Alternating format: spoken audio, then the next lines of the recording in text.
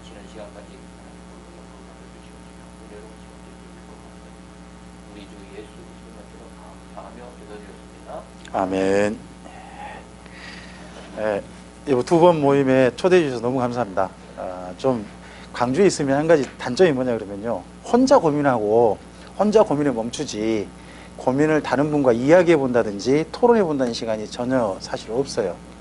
근데 지난번에 제가 조금 토론걸 조금 갖고 와서 이야기를 해주는 게 제가 너무 행복이었어요.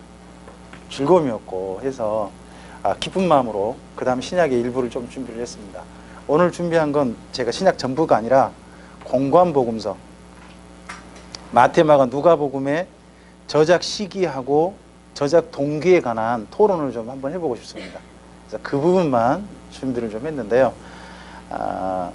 우리가 지금 신학적으로 배웠던 것은 보통 요즘 어떻게 배우냐 그러면 순서가 이렇게 돼 있죠. 마가, 마태, 누가복음일 거다. 저작 순서가 보통 우리가 그렇게 해서 배우고 있습니다. 예전에 제가 학교에 처음에 배울 때는 마태, 마가, 누가로 배웠어요. 처음 배울 때, 제가 신학교 맨 처음 배울 때는. 근데 그 이후에 학자들 대부분 현재 주류는 마가, 마태, 누가로 지금 현재 배웁니다. 그래서 에스라 성경 강좌에서도 그것을 좀 수용해서 대부분 시간을 그렇게 좀 이야기하고 있거든요. 근데 지난번에 이제 또 우리 박인용 목사님하고 좀 그쪽 부분을 살짝 이야기했는데, 우리 박인용 목사님 같으신 경우는 누가를 가장 먼저 쓴 게 아니냐. 누가 하는 이야기를 살짝 좀 끄집어내셔서 하여튼 오늘 흥미로운 좀 토론이 되지 않을까 하는 생각합니다. 저는 근데 옛날로 돌아가서 마태가 가장 먼저 썼을 것이다를 제안하고 싶습니다. 오늘은 이제 제안하는 이유들을 조금 좀 이제 좀 살피고 좀 할 텐데요. 보면 먼저 신약 성경 전체를 그동안 이제 신약 성경 살피다 보니까 뭐가 보이냐 그러면 신약에는 그 특별한 저작 동기가 있어서 각 글들을 기록했는데요. 근데 그 글을 살펴다 놓고 보니까 초기 교회 내에 여러 가지 사건들이 있었다는 겁니다. 그 사건들이 또 있었고 사건을 바탕으로 해서 어떤 글을 쓰게 됐고 하는 것이 조금 보였습니다. 그래서 저는 신약 성경의 저작과 관련된 사건을 조금 연결을 좀 해봤습니다. 제가 생각했던 27권에 대한 건데요. 보시면요, 저는 가장 먼저 쓰여진 성경이 데살로니가 전서하고 후서로 봅니다. 일반적으로 견해가 많은 분들이 제1 저작, 신약 성경이 제일 첫 번째 썼을 성경으로 갈라디아서를 보는 경우가 많습니다. 이걸 보고 이제 남갈라디아서라고 그러죠. 그렇지 않고 갈라디아서가 나중에 썼다라고 보는 북갈라디아서를 해가지고, 남북이 아직도 갈라디아는 갈라져 있잖아요. 근데 그 가운데서 남갈라디아서를 가장 먼저 썼을 것이라고 보는 견해가 상당히 많이 있는데, 저는 데살로니가 전서 후서를 가장 먼저 썼을 것이다 하는 이쪽 견해에 조금 좀 마음을 두고 있습니다. 그게 바울의 그 사역하고 사건을 연결해 보면요, 바울이 2차 전도 여행 때는요, 사실 교회 내에 갈등이 그렇게 크지 않았습니다. 바울의 2차 전도 여행은 사도행전 15장에 이방인을 향한 복음이 맨 먼저 확정되어지고, 그러고 나서 신라와 함께 전도했던 그런 시간입니다. 이때는 아직 갈등이 크지 않았는데, 바울의 사역이 가장 최전성기는 성경 읽어보면 제가 봐서는 3차 전도행시로 봅니다. 3차 전도행시기. 그때 가장 최전성기인데, 최전성기인 반면에 최고로 초기 기독교회 갈등이 또한 심했던 시대입니다. 근데 이 갈등이 바울파와 할례파의 대립입니다. 이걸 놓고 보면 저는 이때 정도의 그 갈라디아서를 놓고 보는 게 훨씬 옳다고 봅니다. 왜냐 그러면 갈라디아서는 사실은 사도행전 15장을 바탕으로 읽지 않으면 어렵습니다. 남갈라디아서를 주장하신 분들은 뭘 배제하냐 그러면 바울이 1차 전도 여행하기 전에 이미 그 전에 자기 고향 길리기아 다소에서 복음을 전했잖아요. 그때 정도에 전했던 교회가 문제가 있어서 썼던 거라고 보기 때문에 가장 먼저 썼을 거로 보거든요. 근데 갈라디아서를 읽어보면 갈라디아서 1장 후반부터 2장 사이에 뭐가 나오냐 그러면 사도행전 15장에 바울이 바나바와 함께 그 총회를 참여하러 가는 내용이 담겨 있습니다. 그 내용이 담겨 있어요. 그렇고 보면 적어도 갈라디아서는 바울의 그러니까 1차 전도여행 이후 2차 전도여행 때부터 적어도 그 기간을 잡아야 한다는 겁니다. 근데 갈등이 심했을 때는 언제냐 그러면 3차 때거든요. 3차 때.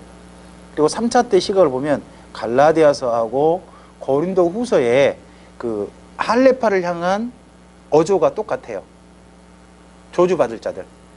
이런 어조가 똑같거든요. 저는 그런 측면에서 갈라디아서도 3차 전도여행 시기로 좀 봐야 되지 않냐 하는 걸로 보고 있고요.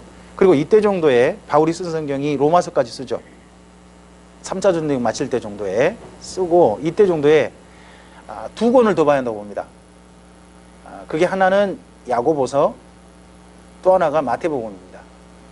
야고보서를 그동안 우리 읽을 때 어느 쪽으로만 읽었냐 그러면 그 참 믿음, 에스라 성경 강좌에서는 참된 믿음 아니면 사도서신 이런 정도만 읽었는데 그 야고보서를 바울파하고 할레파의 갈등이라는 관점을 놓고 보면 훨씬 더 이해가 잘 됩니다. 특히 네 권으로 한 네 가지 분류로 좀 내용이 구분됩니다. 야고보서가 1장은 당시 디아스포라 믿는 유대인들의 당하고 있는 여러 가지 어려움에 대한 권면, 너희가 여러 가지 시련을 당하나 기뻐하자 하는 내용이 1장이지 않습니까? 1장이고 2장은 바울 신학에 대한 오해에 대한 어떻게 바로잡음. 2장은 그래서 실천하는 믿음. 이걸 이해하는 게 바울 신학에 대해서 바울의 가르침에 대한 오해가 믿는 유대인 사이에서 있었다고 봅니다. 그게 2장. 그리고 3장 4장이 뭐냐 그러면 두 장이나 하려 하는데요. 3장 4장이 자기 형제들끼리 싸우고 있다는 겁니다. 형제들끼리 싸우고 있다. 그럼 바울이 말하고 있는 야고보가 말하고 있는 형제들끼리 싸운다는 게 뭘까? 똑같이 믿는 유대인들인데 믿는 바울파와 믿는 할레파 사이의 갈등을 놓고 보면 이해가 된다는 겁니다. 그래서 3장 4장이 바울파와 할레파가 그만 싸워라 제발 하는 이야기로 이해할 수 있는 내용이 3장 4장이 들어있습니다. 그리고 나서 5장이 나머지 이제 그 이후에 현재 어려운 삶 속에서도 오늘 하루 어떻게 살 것인가, 병든 자가 있고 또 삶을 그래도 나름대로 편안하게 살고 있는 사람들이 있고, 그리고 자기 사랑하는 사람들이 예수님 믿다가 다시 유대로 돌아간 사람이 있는데 그런 사람을 어떻게 할 것인가 하는 그런 내용들 마지막 5장에 담습니다. 그래서 야고보서가 사실 내용을 크게 구분해 보면 주제가 한 네 가지가 딱 떨어져요. 1장에서는 당면한 시련에 대한 자세, 2장은 바울 신학에 대한 교정, 그리고 3장 4장이 현재 싸우고 있는 두 양쪽 제발 그만 싸우라 하는 이야기, 그리고 5장은 그 외에 병든 사람과 그리고 다시 유대로 돌아간 사람 어떻게 대할 것인가 하는 내용으로 딱 정리해서 놓고 보시면 내용이 쉽고 바로 이해가 되어집니다. 그러니까 참된 믿음에 대한 부분도 있지만 야고보서는 사실은 뭐냐 그러면 바울파와 할레파 사이의 그 갈등이 있지 않습니까? 그 갈등을 해결하기 위해서 쓴 편지로 놓고 보면 훨씬 이해가 쉽다는 거죠. 그런데 그럴 수 있는 게 뭐냐 그러면 그 야고보가 모든 믿는 유대인들의 최고 지도자잖아요. 사실은 베드로가 맨 처음에 그 역할을 맡았지만 베드로는 그 역할을 그냥 내려놓고 떠나버립니다. 그리고 난 다음에 예루살렘 그쪽 전체 지도자로, 그리고 믿는 모든 유대인들의 지도자로 예수님의 동생 야고보가 그 위치에 오르잖아요. 그래서 그런 위치에 있는 야고보가 이 양쪽의 갈등을 놓고 그만 싸우라는 쪽으로 쓰고 있는 게 야고보서라고 보고요. 그리고 저는 마태복음을 그쪽을 놓고 보는 겁니다. 저는 복음서를 믿지 않는 자를 전도하기 썼더라고 맨 처음에 그렇게 보지 않습니다. 저는 복음서도 믿는 교회에게 쓴 편지라고 봅니다. 제 첫 번째 입장은 그렇습니다. 이제 그걸 근데 지금 현재는 우리가 믿지 않는 자들에게 예수님을 소개하는 내용으로 쓸 수는 있겠죠. 그러나 맨 처음 저자가 글을 썼을 때는 이게 믿는 이들을 대상으로 썼다고 봅니다. 그래서 마태복음이 유대인을 향해 썼는데 믿는 유대인들입니다. 근데 믿는 유대인을 놓고 보면 그러면 내용을 가지고 이제 그 시대하고 연결해 놓고 봤을 때 마태복음이 그 당시에 믿는 유대인들의 오해를 바로잡아주고 그리고 양쪽 사이의 갈등 이런 것들을 바로 잡아주려고 하는 목적이 그 속에서 보인다는 측면에서 저는 마태복음을 복음서 가운데 가장 먼저 썼을 걸로 보는 입장이 있습니다. 좀 이따 좀 자세하게 내용을 일단 보겠습니다. 그리고 그 이후에 바울이 로마에 연금되죠. 로마 연금 시간 2년 지난 시간 동안 이때 정도의 누가가 두 권의 성경을 쓰죠. 이때 정도 썼다고 보는데 누가복음하고 사도행전 그리고 그 이전에 이때 누가 또 로마에 오게 되냐 그러면 마가하고 다른 두 명이 할례파인데 바울의 그 증언을 위해서 바울이 연금되어 있는 재판의 증언석에서 세 사람이 옵니다. 바울과 함께 있어요. 골로새서에 보면 보이죠. 누가하고 유수도로 하는 예수 그리고 에라수도 이 세 사람이 함께 바울과 함께 있어서 바울이 나중에 재판의 증인을 서려고 하는 것 같습니다. 바울의 증인 그런 사람들 가운데 마가가 와 있어요. 마가가 와 있는 기간이 로마에 오는 게 2번 정도가 됩니다. 이제 성경을 놓고 보면 한 번은 이때고 또 한 번이 바울이 마지막에 마메틴 감옥에 갇혔을 때 그때 이제 또 한 번 증인으로 오거든요.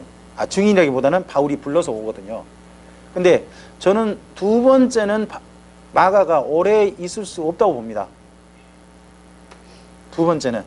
그러나 첫 번째는 분명히 시간이 오래됐던 게 보입니다. 그러니까 글을 쓸 수 있는 저작 시기. 보통 우리가 마가복음을 마가가 로마 교회에 썼다고 봅니다. 학자들 견해가. 저도 그 견해에 동의하고요. 이제 마가복음 보면 그런 게 약간 좀 보이니까. 그쪽 견해에 동의하되 그러면 마가가 로마 교회에 있는 성도에게 쓸 수 있는 글을 쓸 수 있는 저작 시기 그 정도 기간을 좀 잡을 수 있는 때가 언제겠느냐.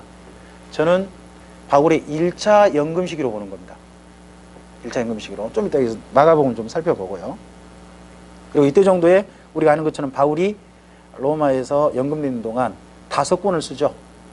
그 중에 한 권은 남아있지 않고요. 라오디게아서는 남아있지 않죠. 그건 남아있지 않고 나머지는 에필골몬이라 불리는 이 4권이 현재까지 남아 있습니다. 그래서 이때 정도가 썼다고 보고요. 그 이후에 바울이 이제 4차 전도행 후에 투옥되죠. 그때 투옥됐을 때 우리가 아는 것처럼 목회서신과 디모데후서 그리고 이때 정도에 썼을 거라고 보이는 게 이때가 그 네로의 1차 박해 때거든요. 네로 황제 1차 박해 때. 그럼 이때 정도에 많은 믿는 유대인들이 갈등하다가 유대교로 돌아가 버렸을 겁니다. 유대교로 돌아가는 것을 막기 위해서 제발 돌아가지 말고 그 자리에서 예수 믿는 자리에 멈춰라. 그 자리 끝까지 지키자 하고 쓰고 있는 서신이 저는 히브리서로 봅니다. 히브리서. 그리고 이때 정도에 한 분이 마지막 유언을 남기죠. 그분이 베드로잖아요. 그 베드로 전서와 후서를 보면 자기가 이 장막을 벗을 날이 임박했다 하는 것을 이야기하고 있습니다. 그래서 베드로 전서 후서가 이때 네로 황제 1차 박해 때 정도 그때 정도 시기로 보는 것이 저는 옳다고 봅니다. 그리고 그 이후에 그 다음 사역을 누가 물려받냐 그러면 요한이 물려받죠. 바울의 어떤 사역이 전성기가 끝나고 그리고 이때 정도에 바울의 사역이 끝나면서 누구도 끝내냐 그러면 사실 베드로도 순교합니다. 1차 전도행 그 네로 황제 박해 때 대표적으로 돌아가신 사도 2분이 있는데 한 분이 바울이고 또 한 분이 베드로잖아요. 2분 다 1차 때 돌아가시는 거죠. 돌아가시고 그리고 난 다음에 보면 유다서가 보입니다. 유다서가 하나님의 지키심을 받은 자들에게 그 다음 쓰고 있습니다. 그러니까 1차 박해 때도 살아남은 거죠. 그 살아남은 이들에게 쓰고 있는 편지가 유다서로 보는데 그때 바울이 그 디모데후서를 보면 자기 사역을 그 다음 물려주는 게 보입니다. 한 분은 디모데에게 편지를 쓰고 있고요. 또 한 분이 자기 일에 마가가 유익하다고 되어 있습니다. 디모데후서에. 근데 이때 정도가 어떻게 보면 디모데하고 마가가 활동을 왕성하게 했을 때 그때 정도 시기로 봅니다. 그러니까 요한이 언제 정도 교회의 지도자로 부각됐는지는 제가 알 수 없습니다. 우리가 알 수 없습니다만 글을 쓴 걸 보면 그 글 쓴 시기가 대부분 어디로 집중되어 있냐 그러면 그 도미티아누스 황제 2차 박해 때 그때 정도로 그 요한 서신들이 집중되어 있다고 보통 보지 않습니까? 그렇게 보면 기간이 조금 공백이 남습니다. 그 공백 기간을 채워줄 수 있는 사람들이 누구겠느냐? 저는 주로 채워준 분이 디모데하고 마가 또는 누가 이런 분들이 이때를 채웠을 걸로 봅니다.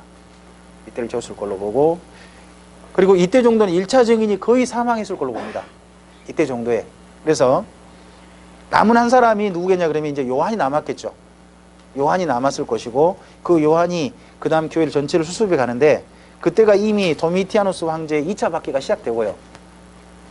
그리고 이때 정도에 쓰인 서신이 나머지 요한 서신으로 보고 그 다음에 그 이후에 이제 소위 속사도라 불리는 교부들이 이 신약의 사도들의 서신을 인용하죠. 그 다음에 해석하고 감사합니다. 그리고 또 교회에 8차례 박해가 있고요. 로마에 박해를 당하게 되고 그러면서 신약의 가치가 점점 그 교부들의 적극적인 해석과 인용을 통해서 인정되어지고요. 특별히 저는 신약의 그 서신을 사도들의 서신을 신약 성경으로 인정되는 데는요. 제가 생각하기는 말시온파의 역할이 컸다고 봅니다. 그 마르시온파라고 말키온파라고 그러기도 하죠. 초기 이때 정도에 그 세대주의 종말론자들이 등장합니다.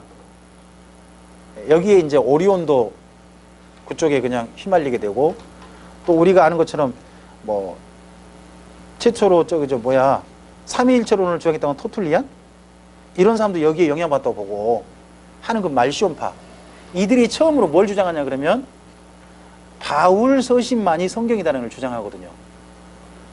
바울 서신 그걸 주장하는 것이 결국 나중에 신약 성경의 정경화 작업에 또 불씨가 되었다고 좀 봅니다.